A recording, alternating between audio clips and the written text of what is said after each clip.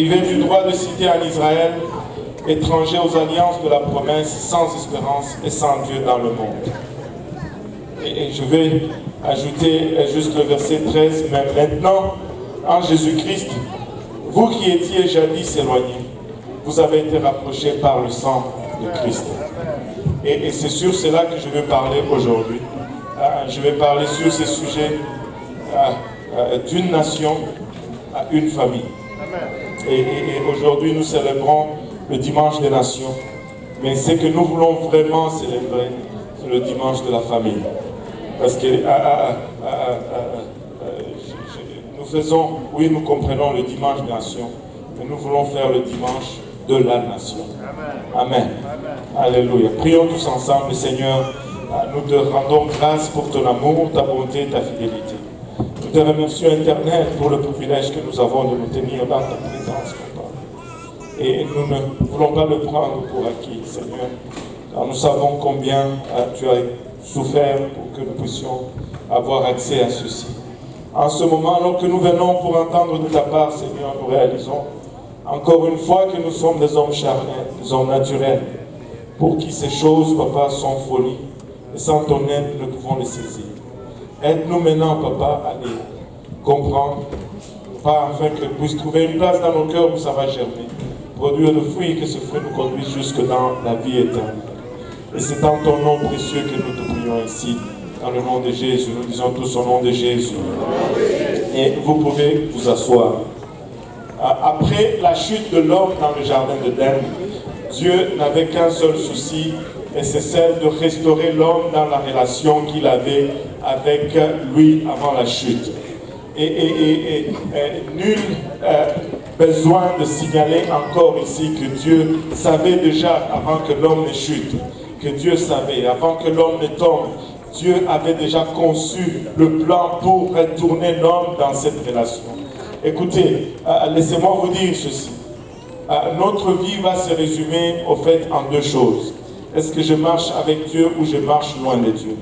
Et la finalité de toute chose dans ta vie, c'est celle-là. Et à chaque fois que tu t'éloignes de Dieu, sache toujours ceci, que le désir de Dieu, c'est de te ramener dans sa présence. Aujourd'hui, nous vivons pour plusieurs choses, pour plusieurs raisons. Plusieurs choses vont motiver notre vie. Mais laissez-moi vous dire, il y a une seule chose qui compte. C'est de vivre dans la présence de Dieu, de vivre pleinement la volonté de Dieu pour nous.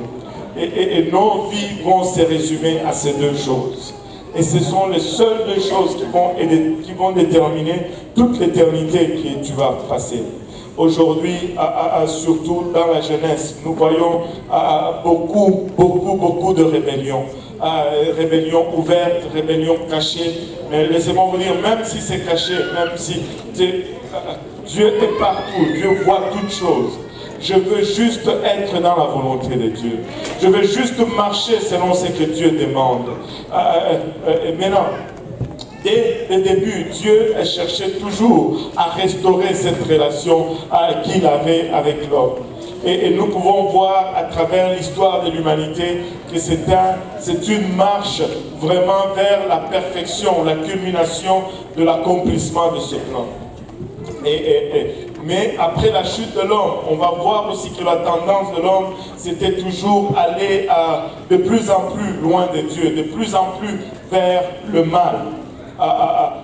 On peut voir, après la chute de l'homme, l'homme va continuer de pécher jusqu'à ce que le péché arrive à un point où Dieu ne veut plus le tolérer et il exerce un jugement. Et vous allez voir encore une fois, je vais le souligner, ce schéma partout à travers la Bible. Vous allez voir des moments où Dieu va permettre certaines choses. Dieu va laisser passer certaines choses jusqu'à ce que tu arrives à une place où tu atteins le summum, où tu atteins une quantité que Dieu ne laisse plus passer. Où Dieu décide éventuellement de mettre un jugement. tu ne veux pas arriver à cette place dans ta vie où tu reçois les jugements de Dieu. Alors qu'il y a encore de la place pour se repentir, c'est le moment de se tourner vers Dieu et de restaurer sa vie, de restaurer sa marche avec lui. Du temps de Noé, Dieu a exercé le jugement. Et après Noé, nous allons voir que Dieu a commencé à mettre encore son plan en marche. Il a commencé à chercher, il a cherché un homme. Il a trouvé un homme du nom d'Abraham. Avec cet homme, il a fondé une famille. En fait, la chute de Noé a causé la naissance des nations. C'est après le déluge que les nations ont commencé à prendre place sur la face de la terre. Et remarquez ceci. Ils sont sortis de l'arche l'arche de Noé. Dieu les a bénis et les a demandé de s'éparpiller, de se disperser sur la face de la terre. Mais en défaillance totale au commandement de Dieu, ils ont voulu bâtir une tour pour ne pas être exactement dispersés de la face de la terre. Et de là, Dieu est descendu, les a confondus et il a utilisé la langue pour les confondre. À Babel, Dieu a frappé l'homme encore une fois. Et je vais encore ouvrir une autre parenthèse en disant ceci. Dieu va nous demander des choses. Et ces choses, si nous les faisons, vont affecter non seulement nos vies, mais vont affecter nos familles, vont affecter nos communautés, vont affecter nos vies et même nos nations. Amen.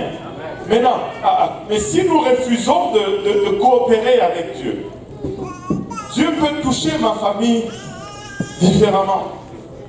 Mais au lieu que ce qu'il m'a demandé de faire soit une bénédiction pour moi, ça devient une malédiction. Quand ce que Dieu a demandé que je fasse arrive sans ma participation, laisse-moi vous dire ceci, cela va être source de malédiction au lieu d'être source de bénédiction pour moi. Dieu leur a demandé de se disperser. Ils pouvaient se disperser en gardant leur langue, en demeurant un seul peuple, mais ils ont refusé. Et quand Dieu est venu, il les a confondus. Ils ne se comprenaient plus. Ils sont devenus plusieurs nations et plusieurs peuples. Et d'où la source de tous ces conflits que nous avons aujourd'hui sur la terre. À cause de la langue. Il y a plusieurs guerres. À cause de la langue, il y a plusieurs confusions dans ce monde. Anyway, Dieu a commencé à se chercher encore une voie. Il a trouvé une personne. De cette personne, dans la personne d'Abraham, il a généré une nation. De cette nation, de la nation d'Israël, il a fait venir le Messie. Et le Messie est venu sur cette terre comme un juif. Amen. Il est venu comme juif. Et quand il est venu, au fait, il a amené le plan de Dieu à perfection. Et à partir de ce moment où Dieu s'est fait une nation, il a regardé toute la face de la terre de deux points de vue, tout simplement. Comme il n'y a que ces deux choses qui vont déterminer ton éternité. Que tu marches avec Dieu ou que tu ne marches pas avec Dieu, Dieu a regardé le monde avec ces deux points de vue aussi uniquement. C'était ou des juifs ou des non-juifs. Et ça a toujours été ou des juifs ou des non-juifs. Que tu sois congolais, que tu sois grec, pour Dieu ça ne fait pas de différence. Ou soit tu es juif, parce que les juifs sont définis par la loi de Dieu, par l'adoration du seul et unique vrai Dieu, ou soit tu es toutes les autres nations qui sont définies par l'absence de la loi de Dieu et la manque d'adoration du seul et unique vrai Dieu qui est remplacé par l'idolâtrie et toutes ces autres choses. Ça sera toujours la volonté de Dieu ou hors de la volonté de Dieu, mes amis. Et maintenant, ça a toujours été deux, les Juifs et les nations, jusqu'à ce que le Seigneur vienne. La Bible nous dit qu'il est venu littéralement briser le mur de séparation. Ce qui nous séparait en tant que nation. Alléluia, il est venu, il a rompu. Et la Bible nous dit des deux, il en a fait juste un. Et c'est de cela que je veux vous parler aujourd'hui. D'une multitude de nations Dieu veut nous ramener non seulement à une nation, mais juste à une seule famille qui va constituer cette nation.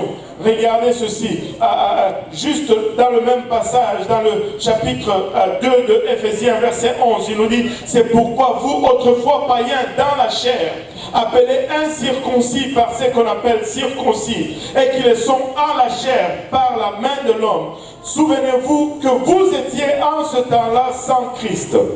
Il y a eu un temps où nous étions sans Jésus, privés du droit de citer en Israël. On n'avait même pas le droit de faire référence à nous dans le royaume de Dieu. On n'avait même pas le droit de faire référence à nous là où Dieu régnait et il était le garant de l'autorité. Mais aujourd'hui, laissez-moi vous dire, tout cela a été changé.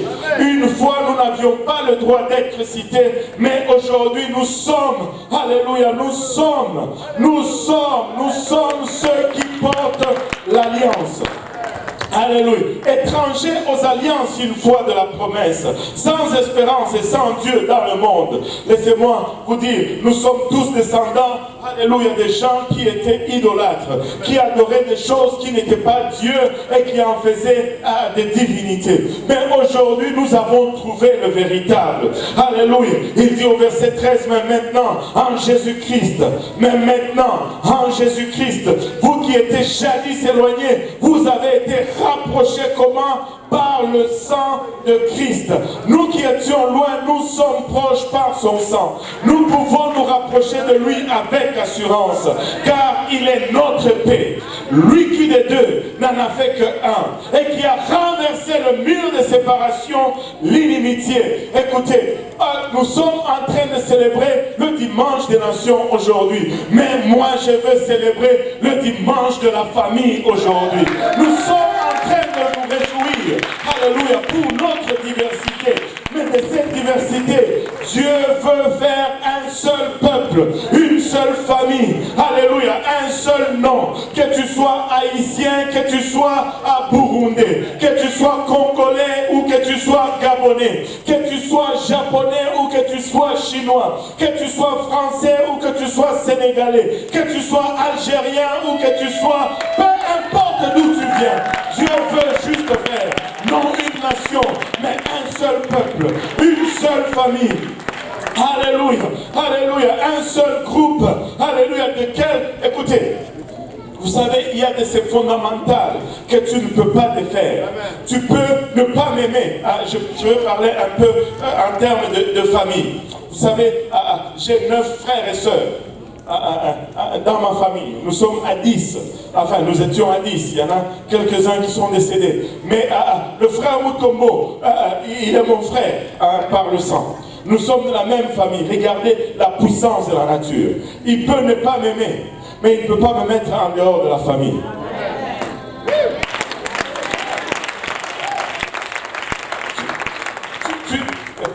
Tu sais, la nationalité canadienne, vous êtes content quand vous devenez canadien, n'est-ce pas?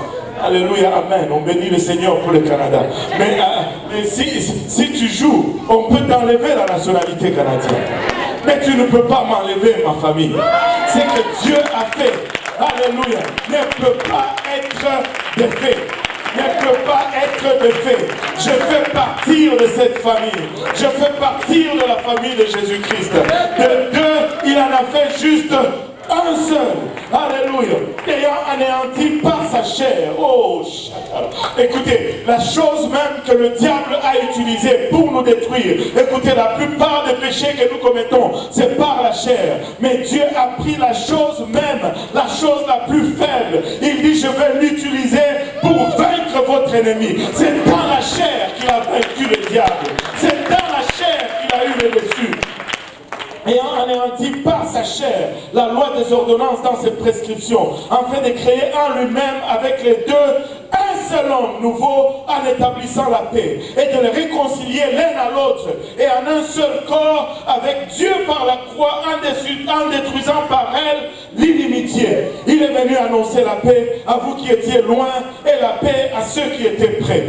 Écoutez, alléluia, peut-être avant Jésus-Christ, il y avait une différence. Il devait quitter l'Afrique pour aller adorer à Jérusalem. Mais une fois en Jésus-Christ, alléluia, ceux qui sont près et ceux qui sont loin sont pareils.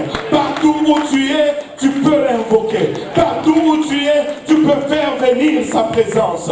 D'où que tu viens, alléluia, tu peux le rencontrer.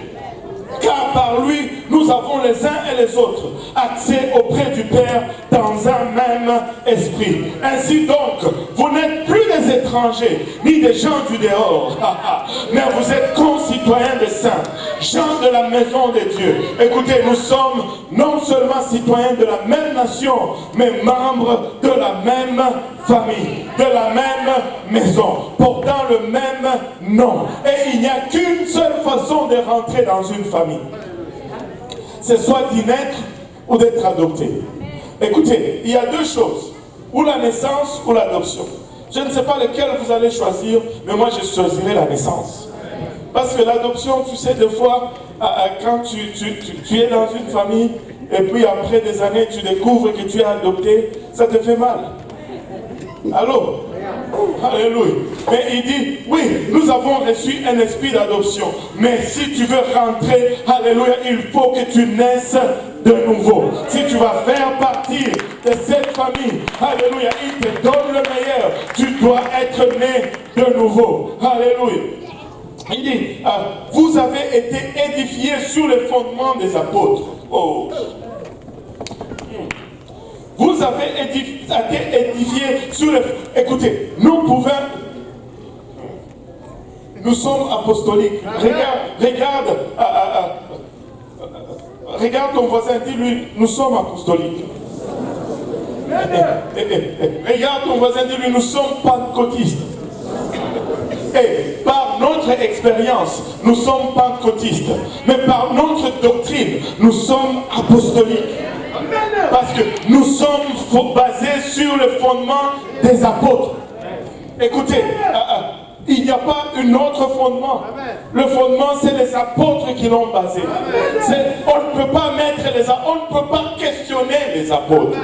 C'est eux qui ont posé le fondement. Ils disent, nous sommes posés sur le fondement des apôtres et des prophètes. Jésus-Christ lui-même étant la pierre angulaire. Alléluia. Si tu vas être bâti, tu vas être bâti sur cette pierre angulaire. Si tu vas te tenir ferme sur cette pierre. Jésus-Christ est la seule pierre angulaire. Il est la seule pierre. En lui, tout l'édifice bien coordonné s'élève pour être un temple saint dans le Seigneur. En lui, vous êtes aussi édifiés pour être une habitation de Dieu en esprit. Et vous savez quoi?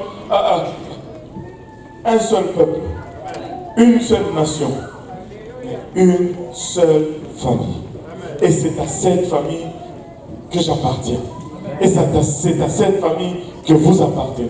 Et c'est à cette famille que vous voulez appartenir. Mais laissez-moi vous dire, il n'y a qu'une seule façon d'appartenir à cette famille, c'est d'y naître. Et tu dis, tu peux poser la question comme Nicodème, comment vais-je naître encore? Je suis déjà vieux, vais-je encore rentrer dans le ventre de ma mère? Tu n'as pas besoin de rentrer dans le ventre de ta mère.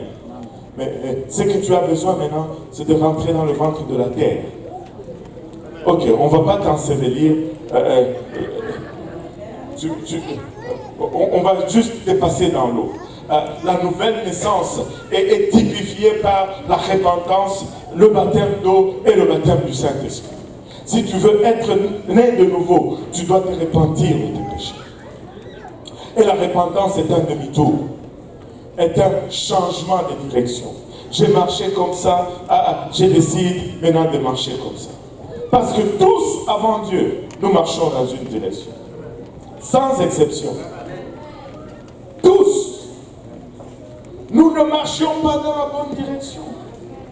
Mais une fois que Dieu vient dans nos vies, on rencontre la croix et on se dit, oups, je ne suis pas sur la bonne direction. Je dois faire demi-tour. Et je dois commencer à marcher dans les voies du Seigneur. Et une fois que cette décision est faite, tu dois te faire baptiser au nom de Jésus-Christ. Tu dois te faire ensevelir. C'est pourquoi nous avons une piscine ici, alléluia, où tu peux te faire baptiser, ensevelir au nom de Jésus-Christ pour le pardon de tes péchés. Et quand tu es enseveli, on invoque le nom de Jésus-Christ. Et quand on invoque le nom de Jésus-Christ, le sang de Jésus-Christ vient. Et quand le sang de Jésus-Christ est là, tu es maintenant proche de lui. Parce que nous avons lu dans un verset ici que nous sommes rapprochés de lui par son sang. C'est le verset 13. Mais maintenant, en Jésus-Christ, vous qui étiez jadis éloignés, vous avez été rapprochés par le sang de Christ. Et si tu lèves les bras et qu'on prie pour toi et que tu ouvres ton cœur, il va te remplir de son esprit. Et une fois que ce processus est accompli, tu deviens une pierre vivante qui fait partir de son édifice. Tu fais partir de cette grande famille de Jésus-Christ. Au fait, ton nom de famille devient maintenant Jésus. Et nous célébrons le dimanche des nations. Mais laissez-moi vous dire, je veux que nous puissions célébrer le dimanche de la famille. Une seule famille. Et cette famille t'invite aujourd'hui. À cette famille, tu peux faire partir aujourd'hui.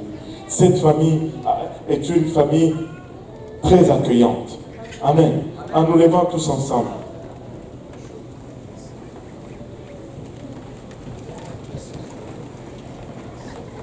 Alléluia. Vous savez, nous venons de plusieurs nationalités, de plusieurs origines. Même certains d'entre nous, nous venons de la même nationalité, mais des coutumes et des traditions et des pratiques tellement divergentes. Tellement divergentes. Mais de tout cela, Dieu veut harmoniser. Et il veut faire juste un seul. Et il l'a fait. Il est en train de le faire. Et comme je le disais en introduction, certains d'entre nous, on était en guerre avant de rentrer dans la maison de Dieu. Quand on te disait que tel est de l'autre nationalité, tu tournais le dos et tu ne voulais pas dire bonjour. Tu es congolais, quand on te disait lui, c'est un Rwandais, tu tournais. Tu es ivoirien, quand on te disait oups. Quand on te disait lui, c'est un burkinabé, tu ne voulais rien avoir avec lui. Mais aujourd'hui, tu peux aller dans la maison d'un burkinabé et manger et trouver refuge.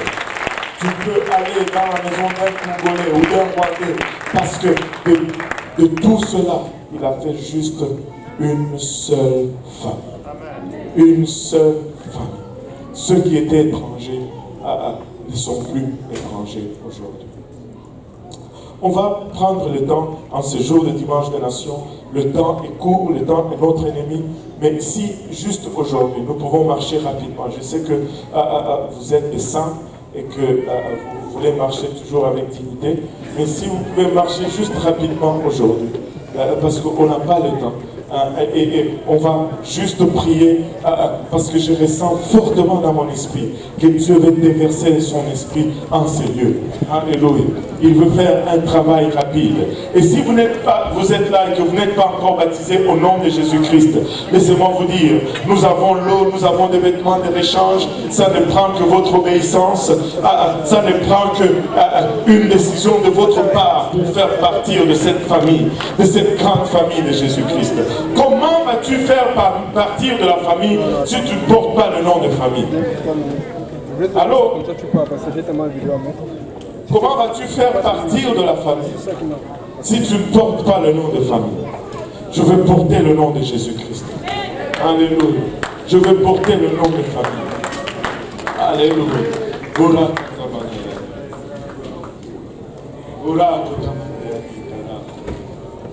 Alléluia. Gloire au nom de Jésus. Gloire au nom de Jésus. Alléluia. Alléluia. Gloire au nom de Jésus. Gloire à ton Saint-Nom, Seigneur. Alléluia. Si nous pouvons juste commencer à élever nos voix vers son trône et lui permettre de faire son travail en ces lieux. Alléluia. Sa présence est ici. Sa présence est en ces lieux. Le Seigneur veut remplir de son esprit.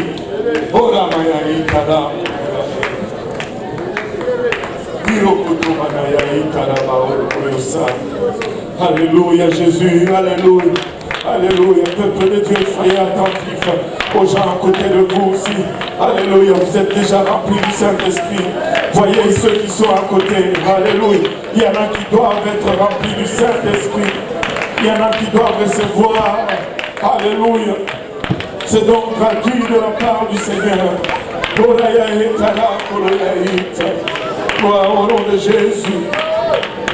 Gloire au nom de Jésus. Alléluia. Nous qui étions autrefois loin, nous avons été rapprochés. Nous qui étions, alléluia, autrefois appelés gens du dehors, alléluia. Nous faisons partie de cette famille. Alléluia Jésus. Alléluia Jésus.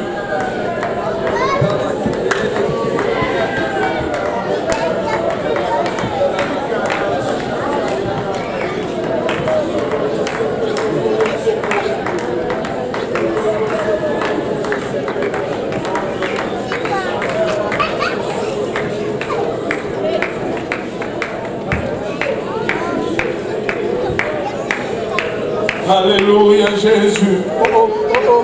Alléluia Seigneur. Sa présence est en ces lieux. Sa présence est en ces lieux. Alléluia. Peuple de Dieu, ne soyez pas timide, ne soyez pas distrait. Alléluia. Dieu fait faire un travail rapide en ces lieux.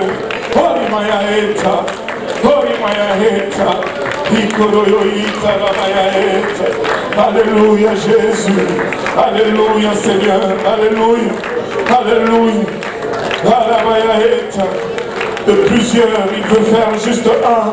Alléluia. Il veut faire juste une famille. Juste une famille, juste un seul peuple. Alléluia Seigneur. Alléluia Jésus.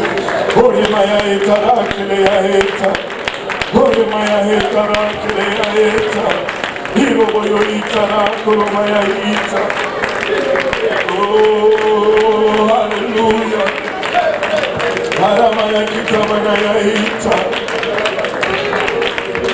Alléluia Seigneur, alléluia Jésus.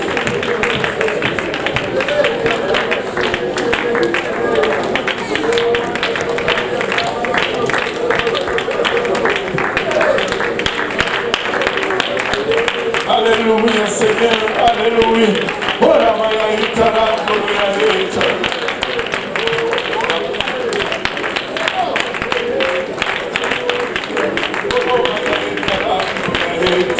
Alléluia. Juste une seule poussée, juste une simple poussée. Oui Seigneur. Oui Seigneur Jésus. Alléluia Seigneur.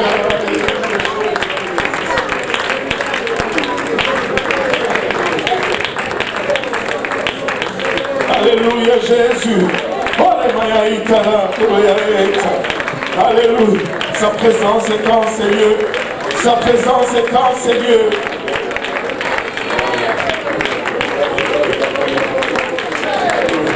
Oui, Seigneur.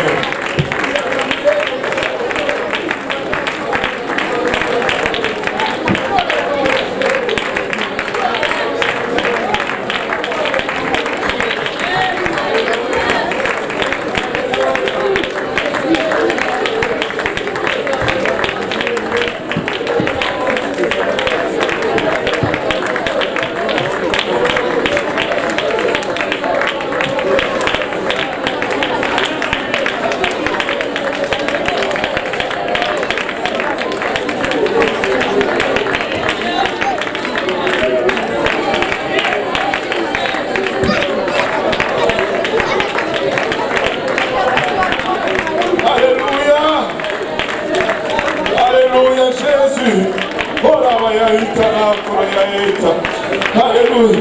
Juste une dernière poussée, juste une dernière poussée dans le nom de Jésus.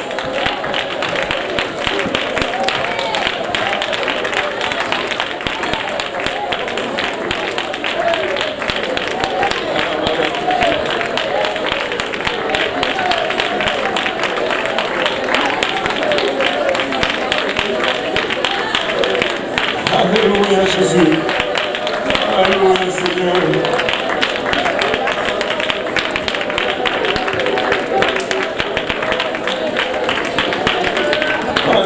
Alléluia Seigneur, Alléluia Jésus. Oh là, il y a un baptême qui va être fait au nom de Jésus-Christ. Alléluia. Et si vous êtes là et que vous n'avez pas encore été baptisé au nom de Jésus, nous avons l'eau, nous avons des vêtements de l'échange. Ça ne prend que votre obéissance, ça prend juste un oui de votre part. Et laissez-moi vous dire, je dois être baptisé au nom de Jésus-Christ. Je désire son nom être invoqué. Alléluia. Sur moi. Ananias a dit à Paul dans Acte 22, 16, il lui dit, que tardes-tu? Lève-toi et sois baptisé et lavé de tes péchés en invoquant le nom du Seigneur Jésus. Alléluia. Alléluia. Pouvons-nous battre nos mains pour le Seigneur? Pouvons-nous lui donner un psaume 42, 47, verset 2. Nous tous peuple, battez vos mains, tous avec Dieu le cri de joie. Tous avec Dieu le cri de triomphe. Alléluia Seigneur. Alléluia Jésus. Gloire au nom de Jésus. Alléluia. On va céder le sanctuaire au service espagnol. Si vous voulez fraterniser, allez dans le sous-sol. Si vous voulez continuer de prier, allez dans le sous-sol. Amen. Alléluia. Mais on va juste aller parler à l'extérieur. Amen. Alléluia.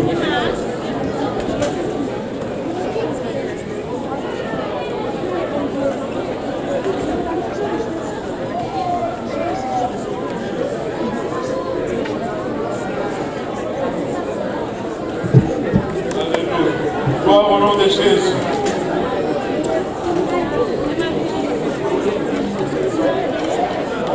On va juste céder rapidement le sanctuaire.